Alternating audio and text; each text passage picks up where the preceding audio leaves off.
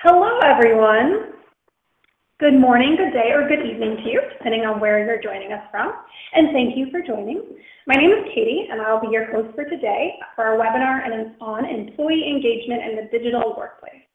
So some of you are dialing, and I will provide you with some housekeeping announcements. But before we get to that, I'd like to quickly introduce you to the sponsors who brought you this webinar, which is Hippo CMS and VASSIT.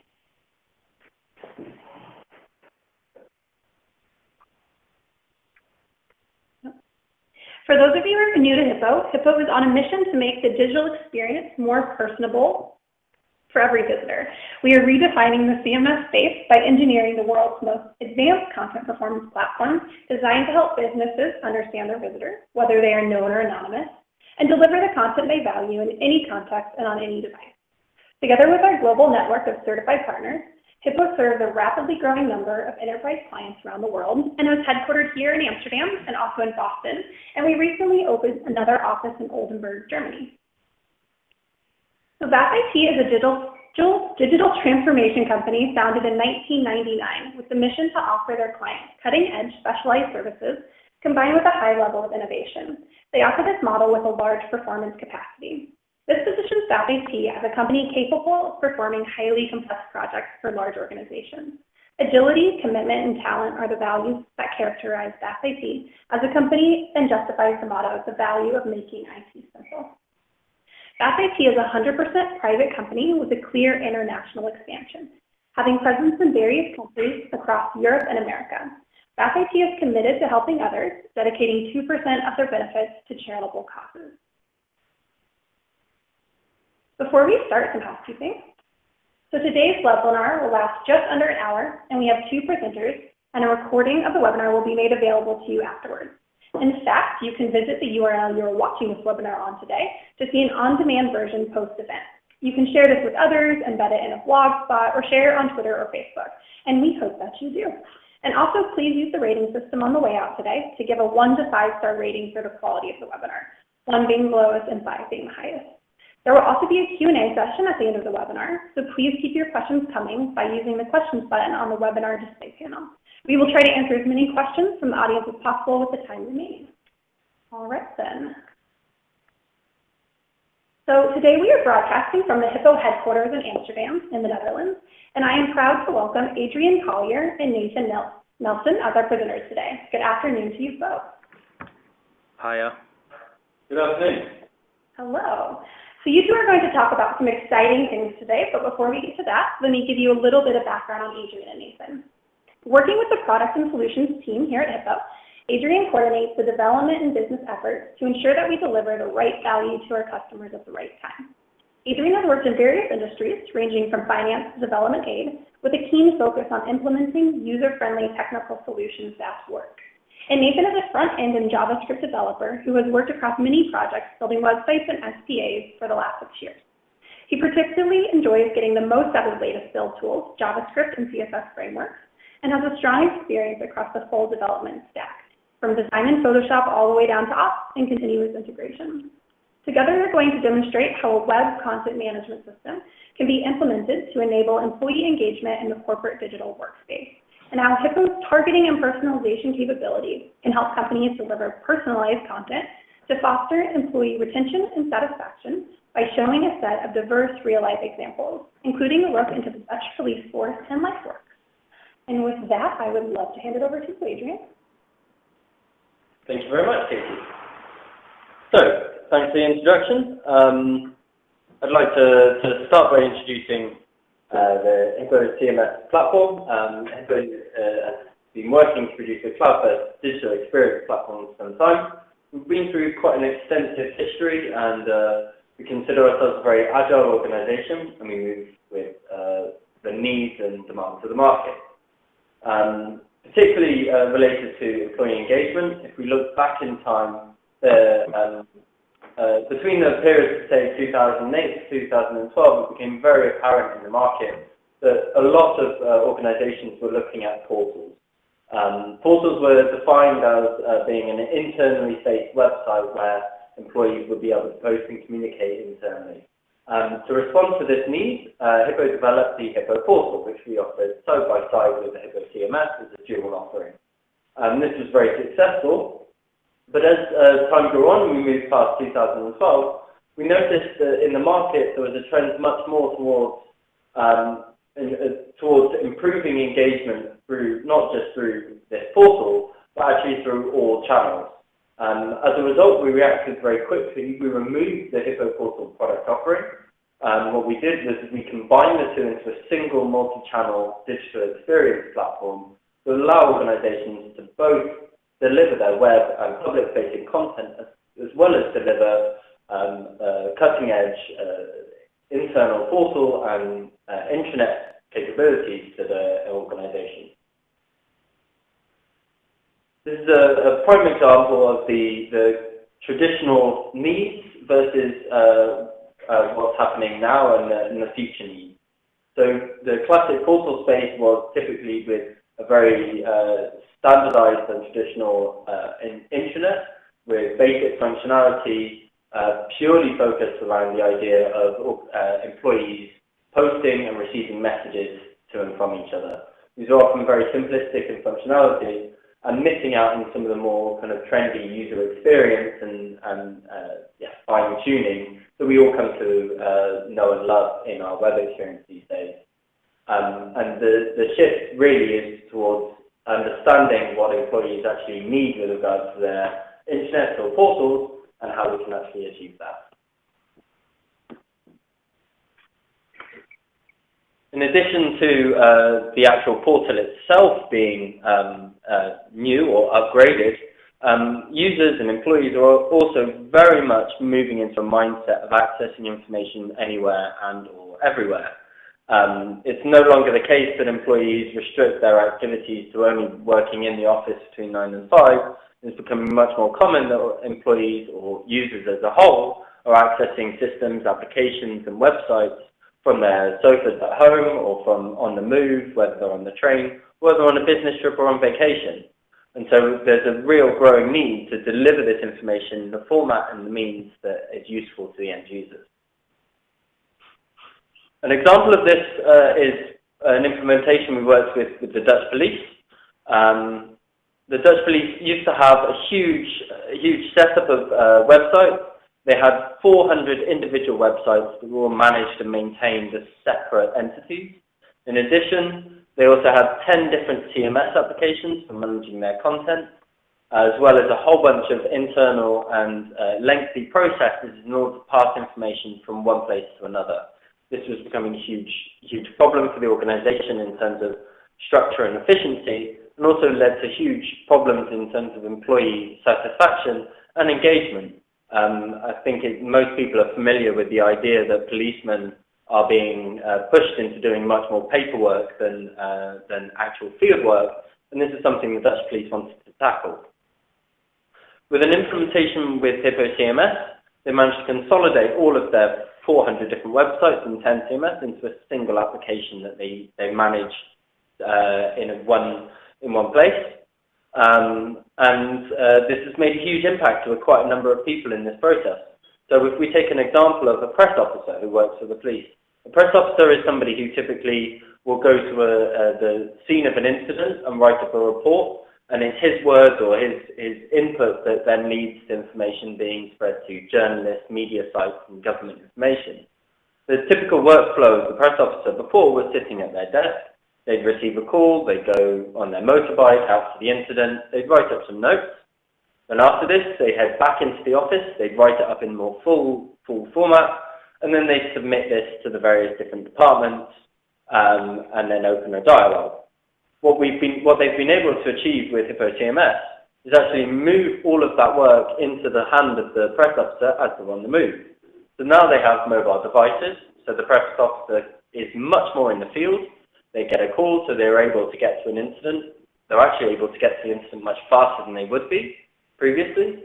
They write their report there and then, and with a submit, they're actually able to deliver this not just to an internal system, but to all media agencies and feeds that the police provide information into. This helps to reduce the time where information becomes available, as well as improving the quality of the information as nothing is lost in transit, and actually helps to solve crimes a lot faster. There has been a lot of collaboration between process officers working in different locations, working on simultaneous incidents that are actually related, that previously it would have been invisible to see that indeed was the case. And now the crimes are being solved, or the incidents are being solved at a much faster pace.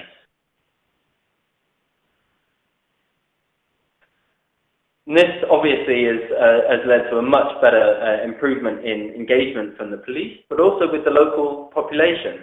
As these feeds are also delivered to local services, such as SMS and notification services that are available to public citizens, actually the engagement of the public in the working of the police is massively improved.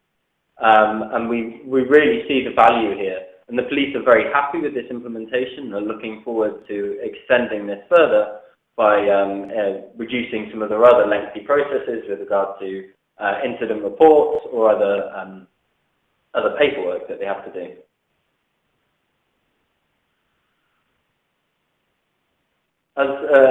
As part of Hippo CMS, we offer multi-channel control. So the 400 websites of the Dutch police are managed in a single location, but all of these websites are independent channels within the application. This allows each channel to have its own responsive design that can be catered towards a typical website setting, or to a device or any other Internet of Things enabled device. So in the future, we'll see much more capabilities on your smart toaster or your smart kettle, as well as, of course, on your phone, tablet, and screens in public areas. By having multiple different channels suited towards the target audience, organizations can also ensure that the information displayed is displayed in the correct context. If we go back to the situation with the police, this can be very easily visualized with the kind of information that would be included in an incident report, where if that report is being displayed on, say, an internal intranet or a press officer collaboration tool, compared to, say, a media outlet or a public-facing website. This difference in context allows the presentation to be altered based on the user, while still using a single source of input for the press officer or any other content editor. The architecture that we've put in place there for CMS is a hybrid content architecture. This is based around a content REST API sitting in the core repository that holds all of our content, and then delivers this out to all of the different channels, whether these be inside Hippo or an externally implemented front end. That allows, again, the reuse of the content in all of the different contexts, as well as allows you to plug and play different integration options, such as marketing automation, or existing applications as part of your infrastructure that you don't want to replace or remove. In addition to, obviously, the web portal experience, we're seeing a big shift in organizations delivering online brochureware to actually targeting content to encourage engagement from the reader. This reader, whether they be an external user or an internal employee, it's no longer the case that content editors are just writing the content that they feel they'd like to write, but it's much easier now to determine what content is performing well and which is engaging your users. And it's important to note that as users are more engaged with the content, they become much more engaged with the organization as a whole. Prime example we saw of this was with Oakwood. Oakwood are an organization that focuses on delivering temporary permanent resident solutions for organizations wishing to relocate offices, for example. Their core business model was completely disrupted a few years ago with the introduction of Airbnb. As employees working for organizations were no longer happy with the situation that their employer, or even subsequently Oakwood, were in charge of where they would be living and what kind of apartment or accommodation that they'd be staying in. Organizations that were previously working with Oakwood were finding their employees were seeking out individual options themselves, and as a result, the contracts or the deals made with Oakwood were becoming less successful. So Oakwood completely revolutionized the way that they work their interface. They focus much more on the end user, replicating the kind of functionality and user experience that an end user would typically expect from a service such as Airbnb, but in coordination with the employers to give the breadth and the options available to organizations such as Oakwood down to the individual employees. So now, when organizations choose to partner with Oakwood, their employees are able to select themselves from the available accommodations. They're able to join up with their fellow colleagues, either live in similar or separate places, depending on their wishes. And they're now receiving a much more familiar user experience from this service as they would expect when they typically book a hotel or book their own accommodation. This change has become really, really important. It's not just around individual use cases where businesses are being disrupted, but overall every user visiting the web is becoming a much more common web user, and their expectations of how a website should work and how it should respond to you are increasing. And it no longer matters whether this website is an internal facing for, say, employees, or whether this is public facing, something users do in their own free time. So by adding relevant experiences, in addition to making the experience usable, we also need to look at how we can carry a user across their journey to ensure that there's a success at the end. In Hippo, we really leverage this by the use of the relevance engine in combination with trends and experiments. What this means in practice is the relevance engine employs personalization across all of your digital channels. This allows you to put the right content in front of the right user at the right time. Not only do you get to set up which users receive which kind of content, but our trends engine actually analyzes how this content is performing and encourages you to create or deliver more content of the best performing type to the users that are visiting your site most often. This really helps to gain insight into how your content is performing and which areas of your website need the most attention. Now, on top of just being able to see this in trends, we offer the experiments engine. Now, Hippo Experiments works on something technical called a multi-arm bandit.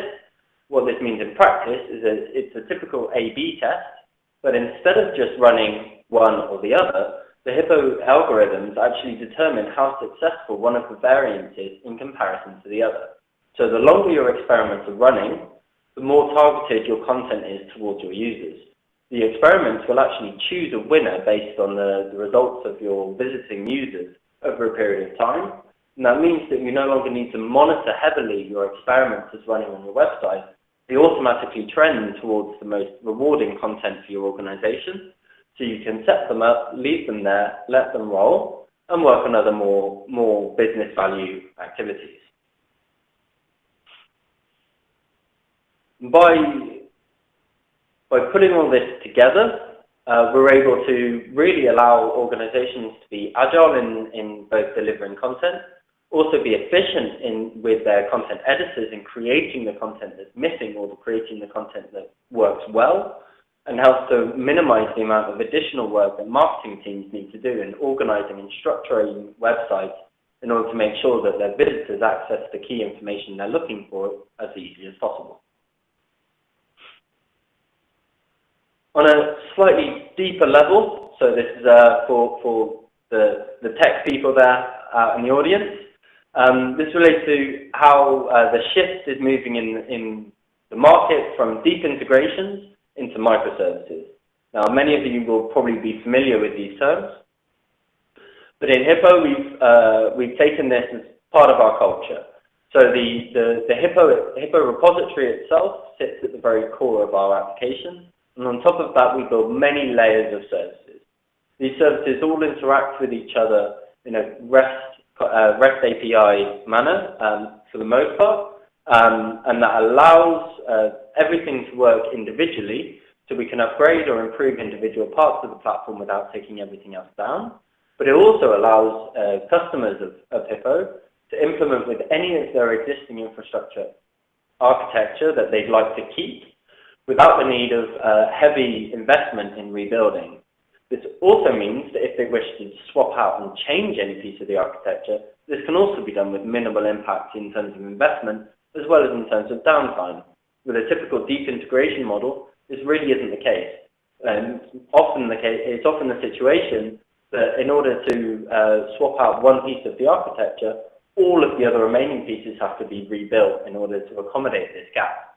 So it's a trend in the market, and it's a very visible one to everybody inside IT, but the impact on businesses is becoming more and more apparent as there are more individual tools being created by individual vendors that are becoming best of breed in their sector, and Hippo allows you to select the best ones of these and integrate these into your architecture as you wish.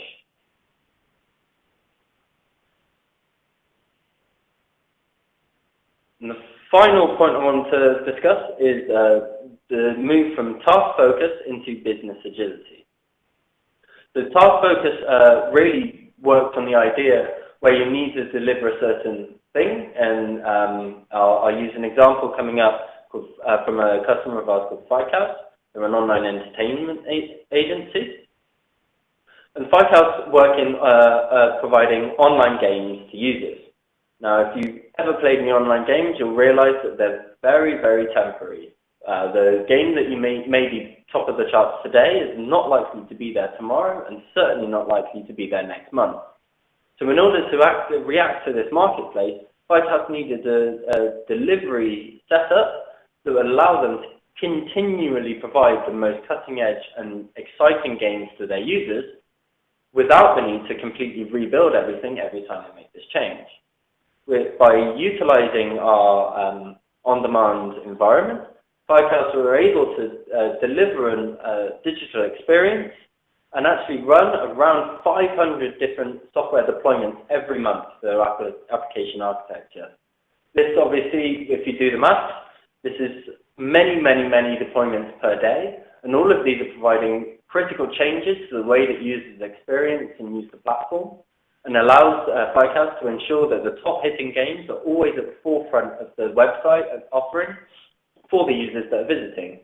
So combined with our relevance engine of being able to actually ensure that the visitors who are interested in the right kinds of games get to see those games, the Fikehouse are able to achieve a really, really reactive and an agile platform that not just engages their users, but also encourages their organization to continue to deliver the best. As I mentioned, this was all achieved by using our on-demand environment. On-demand is a Hippo on-demand cloud-first platform. This is a platform as a service product offering that allows you to deploy your Hippo CMS into the cloud on an Amazon architecture. It gives you the scalability, control, flexibility, and agility that you would come to expect from deploying in the cloud, while the certainty of application deployment and application stability that you come to know and expect from Hippo. In a brief, the on-demand architecture consists of Amazon Web Services. We deploy the CMS into a Docker container, and all of this runs on CoreOS. Now, for many of you, this probably isn't very interesting. I'm hoping, though, that there are some developers in the room who see this and understand the decisions that we've made. So Docker is a standardized technique in order to deploy applications into the cloud in a common manner. What this means is that as time goes on, if your Docker container is deploying your Hippo CMS, then you're much freer later on to move or migrate to any other cloud platform if you wish, as well as make best use of the best Docker functionality as they deliver it. And on top of our cloud platform as a hosting, we're also introducing a whole bunch of statistics related to business agility and visualization of this. What we see is that it's not just okay to know that your organization is carrying out many deployments. We also want to know how this changes over time and how you can help support and enhance the efficiency of your team. We're introducing a full project dashboard, which will allow you to see all of your different staging environments and how your deployments and your new code is moving through this process, help identify any blockers in this process, as well as help to encourage employees that might be getting stuck, or to encourage collaboration between employees where this is needed. So, to summarize, we saw a big shift in the space from web portals to anywhere, everywhere, and we responded by delivering a multi-channel digital experience. The move from online brochure to personal engagement has been tackled with our relevance engine, allowing organizations to pre-structure their content and deliver it on the fly to users as they visit, which will automatically enhance over time, targeting the key users that drive value for your business. We've adopted a microservices architecture that frees up your infrastructure team to make key architectural decisions without the burden of long investment in architectural changes, and allows you to pick and choose from the best vendors out there for the tasks that you need to accomplish. And finally, we've moved from a task-based to business agility, helping organizations to move quickly, respond to changes, and remove the business blockers that were in place, preventing them from achieving the key targets that they wanted to achieve. That's everything I wanted to talk about today. I'm now going to hand you over to Nathan from VASSIT, who will carry on with the rest. Thanks a lot. So I'm Nathan, a developer for VASSIT, and I'm going to talk a little bit about our engagement with a Hippo customer, LifeWorks. I'm a front-end developer, primarily Angular, and I was the front-end lead on this project. So you won't necessarily get the marketing side from me, but I'll definitely be talking about the work we did as integrators for Hippo, working with a new customer from the developer point of view. So LifeWorks is a relatively young company. They provide employee assistance and wellness programs for their clients. They offer an app and website which together provide a range of health and wellness related benefits for their customers. These are typically large and medium organizations such as Tesco, Argos, ASOS, and Body Shop. So you can imagine that some businesses want to provide a collection of benefits to their employees, but won't necessarily want to know how to do the legwork in terms of figuring out which benefits are right for them. There's also the building of relationships and striking deals with other businesses for perks such as discounts or subsidized membership, etc. And LifeWorks will generally provide this to their clients as an integrated service. So they have an offering which includes wellness programs. They have a sense of community with a social recognition and private social network. And they also offer discounts from restaurant dining and in-store discounts as well. So what is LifeWorks? In the context of this project, it's important to note that this project was the result of a merger between two companies, WorkAngel and LifeWorks, which have merged to become LifeWorks, a single unified platform. So while we were on client side, everything was referred to at the time as WorkAngel. So apologies if I use the names interchangeably. WorkAngel as a platform offered all of the features I just mentioned, and LifeWorks traditionally offered a huge repository of curated articles, thousands of these in fact, and the articles are geared towards managing personal issues at work or at home. For example, if you suffer from stress or having issues with a co-worker, they have articles designed to aid these types of issues, so both personally and professionally. So our project involved migrating all of this content across from the existing LifeWorks platform onto the new unified platform containing all of the features mentioned earlier. I'm going to try and transition to a demo now, so bear with me. I'll try and share my screen. Okay, looks to be working. And I hope you can see the existing LifeWorks site. So the existing site is visible here. This site had a number of issues, the first of which I guess is apparent. and that was the design and user experience.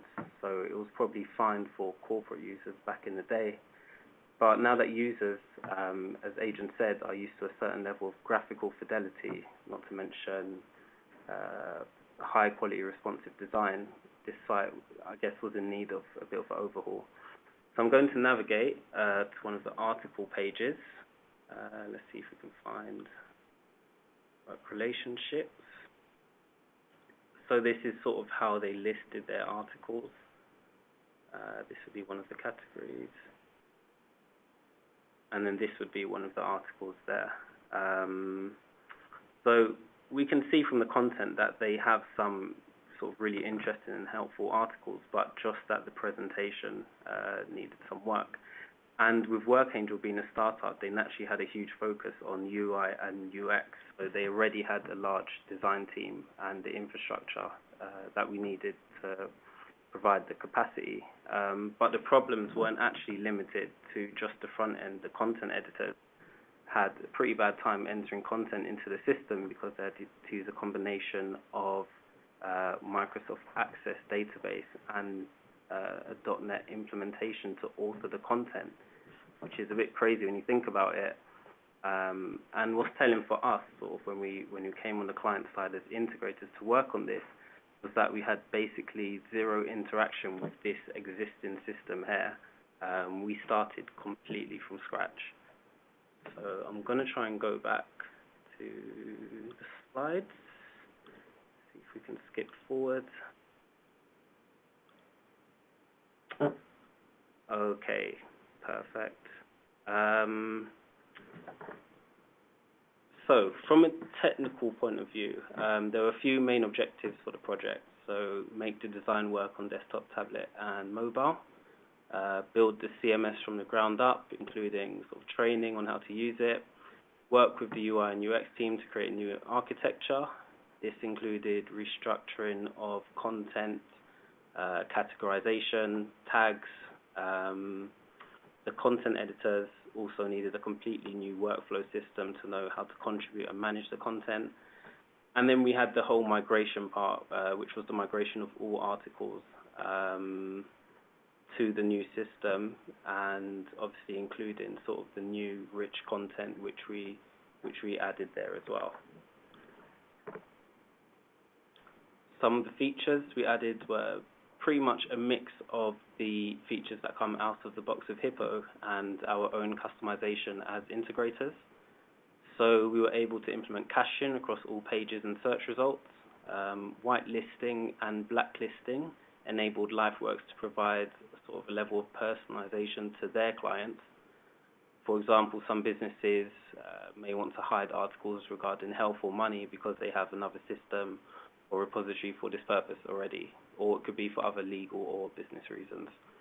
So we were able to implement multi-language across the site as they have a large Spanish-speaking user base, and algorithms that determined which articles to recommend based on things like titles, categories, tags, and prominence, which would be something controlled by content authors in the Hippo backend. Let's try and move on. So the project team was made up of about 7 people, pretty small team, and we were supported at all times by staff that we have at VASSIT working back in Madrid. So as I mentioned before, LifeWorks had a very strong design team, and they were able to provide the user experience and the visual designers for this project. We had to work with them very, very closely to ensure that we met their sort of high design standards. This also proved to be a bit of a challenge because we were working to a fixed time delivery, and so we had to put in place very rapid design and build feedback loops. So this meant that components were designed and built and tested very quickly because we were mindful of the fact that design can obviously snowball and start to create more work than is strictly necessary to get the project delivered. Overall, though, you can see that our team was very small and it was very agile. And the fact that we only had 2 back-end developers and 1 front-end dev for this project shows how easy Hippo was for us to work with.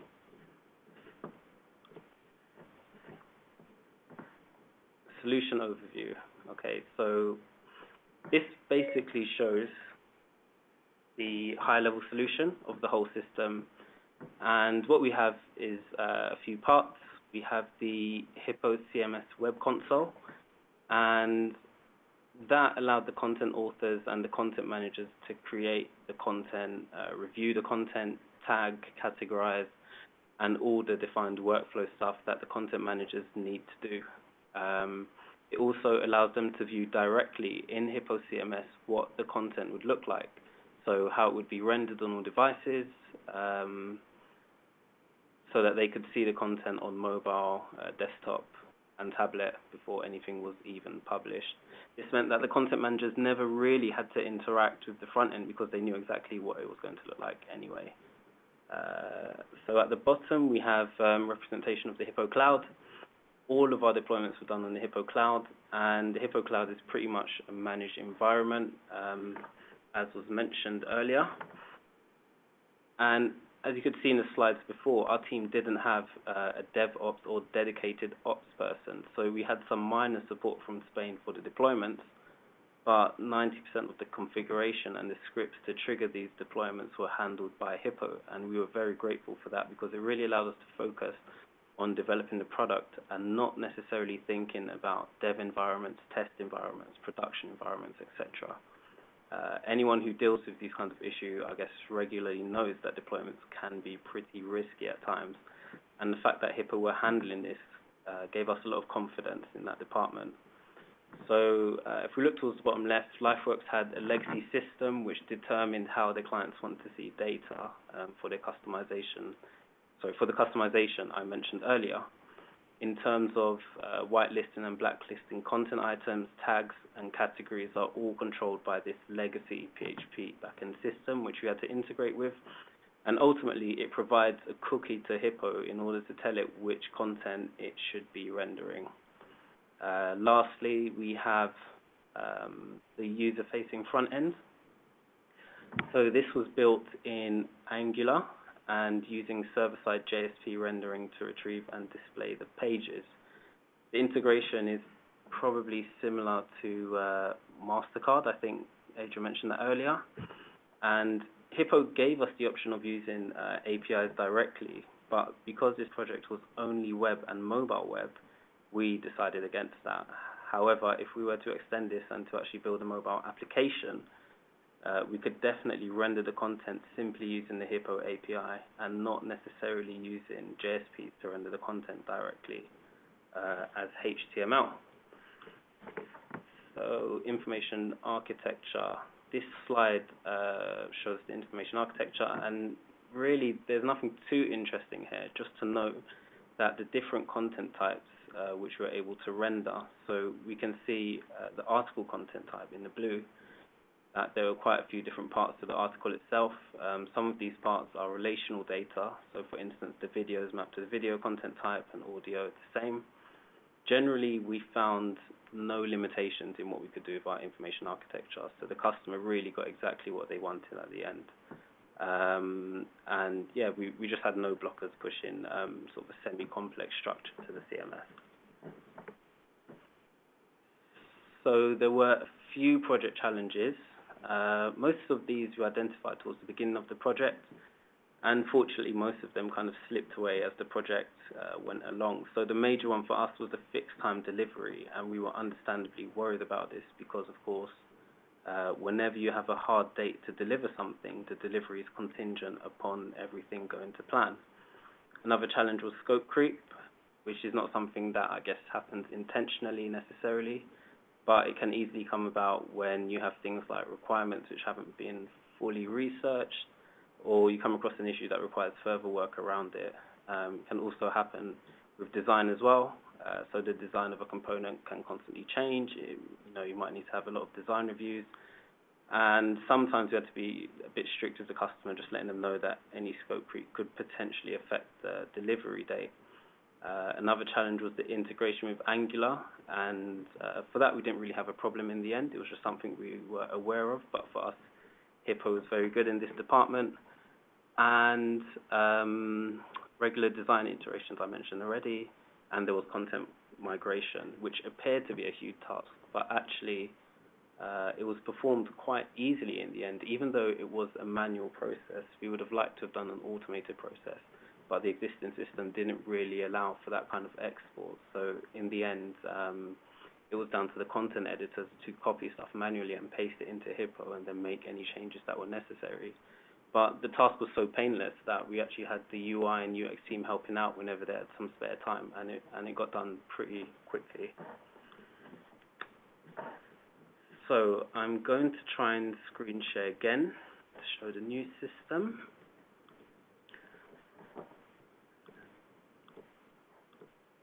Right, hopefully it's up on your screen right now. So here we have the home page. You can see it's much cleaner with prominent search functionality. I'm just going to do a search for salary, and we can see we get some results. We can limit the search to specific categories, and then article types as well. Just going to go back. So we have 3 featured articles, and as I scroll down, we can see that there is now much more of an opportunity to discover articles directly from the homepage. If we take a look at one of the menu items, using the new taxonomy, we can see a category and subcategory breakdown directly from the menu here, so you know what's going to be in every menu item. So let's click through to a subcategory and through to an article. And you can see the look and feel of the article has been completely redefined. We've got some nice features like information about the author. We can scroll down to specific headers. I'm not sure if it's in this one, but we have some other rich content, including videos and audio. And then we've got the algorithm working here to show us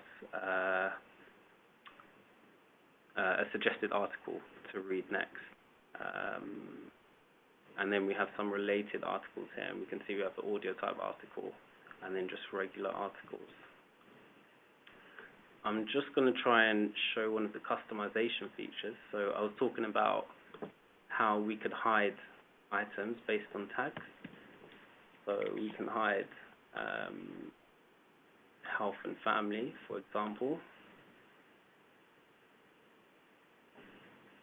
And we can see now on the homepage we've only got 3 categories from which to choose from. So this is if a company already has an offering for these categories already. So I'm going to switch back to the slides.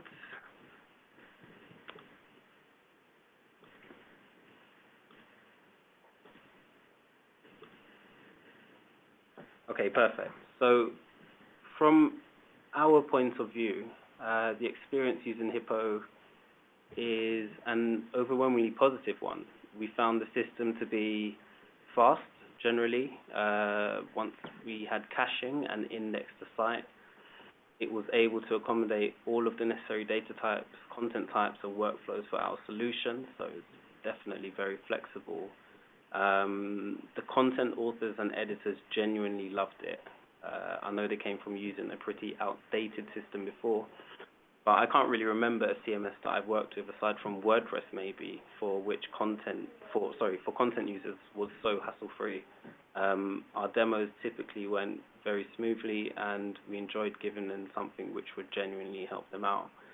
From a developer perspective, and my personal favorite point was that Hippo is not very opinionated. So you come into contact with many CMSs that are built using sort of proprietary methods and functions or have poor documentation. And as a result, you might spend time fighting the CMS to get information out of it. We actually had very few support calls. So we had some every now and then, but at no point did we require sort of special Hippo training or a Hippo consultant to come in and show us how everything worked. For us, Hippo proved to be very agile. It's just Java at the end of the day. And working with the back-end devs, I never got the impression that there was something that was too difficult to do.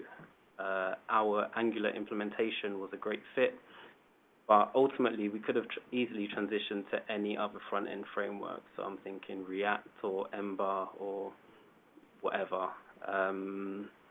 Finally, I guess I spoke about the Hippo Cloud already, but it really allowed us to think very little about deployments and allowed us to concentrate on building the product.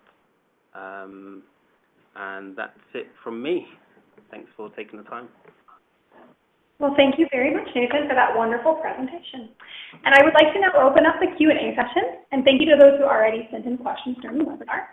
If you have any additional comments, questions, and ideas, please use the question button in this webinar, or go ahead and tweet us at @1Hippo. And I will jump right in with a question that came during your presentation, Nathan, which is, can you expand further on the design to build process?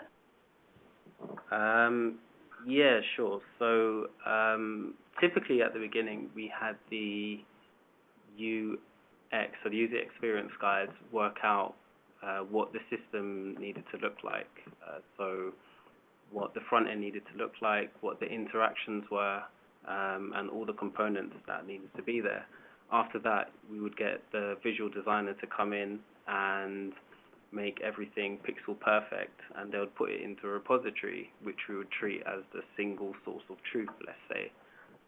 After that, as the front-end developer, I would have a look at these designs and then build them. So the designs always came mobile, tablet, and desktop already, and then we build them directly responsive. And using Angular, we could basically define how we wanted our data. So really, there wasn't much interaction with the front end and the UI team or the back end team, aside from just passing the information along. The back end developers would just tell them what information was needed, and they would say okay, and then get it done. After that, we'd go through a review session where everyone sat down together and looked at the component, and then if there were any changes, we'd sort of go through the process again. One thing we did to try and optimize the process was to make sure that these review sessions didn't happen too often. So we'd probably build 7 or 8 components at a time before we sat down and had a look at them. But that's generally how we worked throughout the whole project. Wonderful, thank you. And we also have a question for you, Adrian. What are the key strategies that will help companies to prioritize investment into employee engagement? Yeah, sure. I think the core focus really needs to be on understanding user behavior and expectations. As we touched upon several times during this webinar, the increase in what users are actually expecting from all of their digital experience, whether that's doing their online shopping, whether that's chatting to a colleague next to them, or whether that's submitting some data for their annual report. Things like what happens when you click a button, or what happens when you select a drop-down, or submit a form. These are all standard things that everybody's becoming much more used to. So really, it's about getting an understanding of your users, so your employees in this situation, how you're going to be able to meet these needs, or whether you want to actually try to meet them in alternative ways.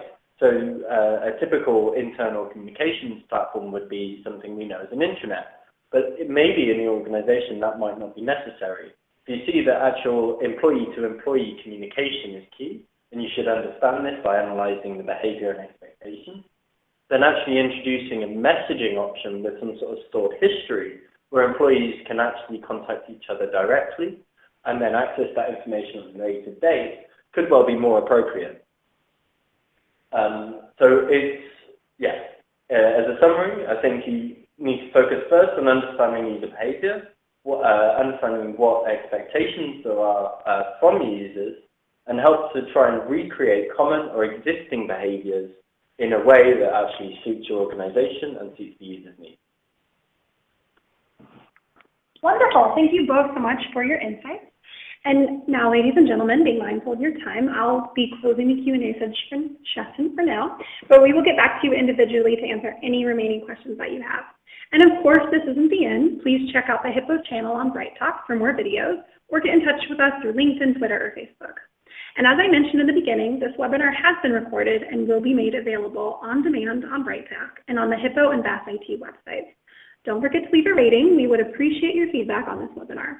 And with that, I would like to thank you for joining us today, and our presenters, Adrian and Nathan, a big thanks to you for sharing your expertise with us. Thank you very much. Thank you. So have a great Tuesday, everyone, and so long from Amsterdam.